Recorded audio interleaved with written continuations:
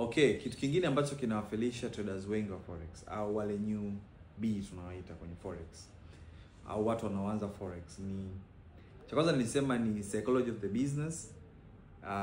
Kitu cha pili ni broker. So broker ni kitu cha pili ambacho kinawakwamisha traders wengi. Kwa nini? Most of the traders ambao wanaanza biashara forex wanaanza kwa kujifunza.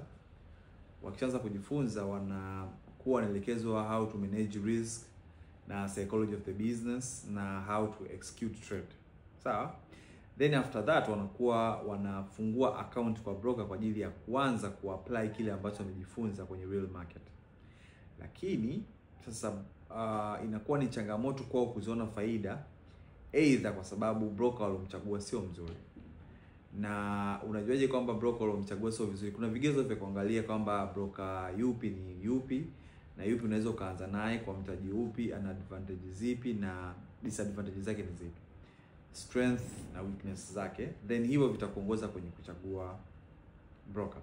Sasa sisi ambao tulianza forex kwa muda mrefu tayari tulishai kufanya na brokers tofauti, tukaona weakness zao, na from there tunajitahidi kusuggest broker wazuri kuwatumia katika forex. Kwa nini? Kwa broker kuna kitu kinachoitwa spread. Spread ni tofauti ya price ilipo au market ilipo katika muda huo.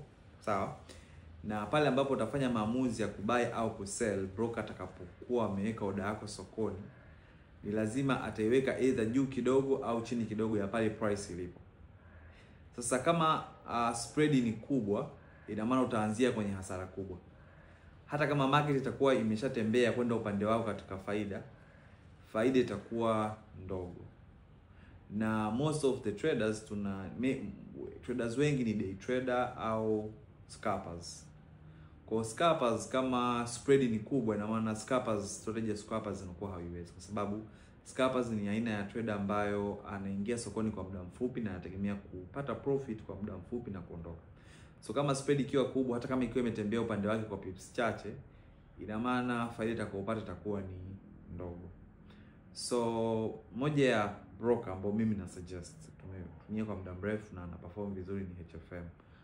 Kwa nini nakusuggestia HFM? Moja, spread ni ndogo, very fair.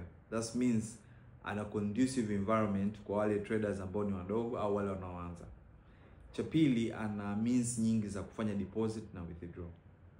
Ukitaka kutumia simu, ukitaka kutumia benki, ukitaka kutumia cryptocurrency, ukitaka kutumia Skrill, na different means.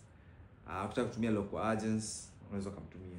Kwenye njia hizo za kuweka ndio njia hizo pia za kutoa. Tatu, ana very good customer care. Like ukiwa na changamoto unaweza kumcheck and then ukapata means rahisi za kusaidiwa. Jambo la nne na la mwisho, he's very good na easy process za kufanya registration. Kitu ambacho other brokers inaweza ikawa ni changamoto, lakini kwao wanarahisisha katika swala zima la kufungua account na kuanza kutrade. So link nitaweka hapo chini ya huyo broker HFM. So unaweza kufungua and then kama utakuwa umekwama jambo lote, unaweza kuniandikia chini au kanitumia text kwa namba yangu ya WhatsApp na nitaona namna ya kusaidia. So bye and see you kwenye jambo jingine next time. Bye.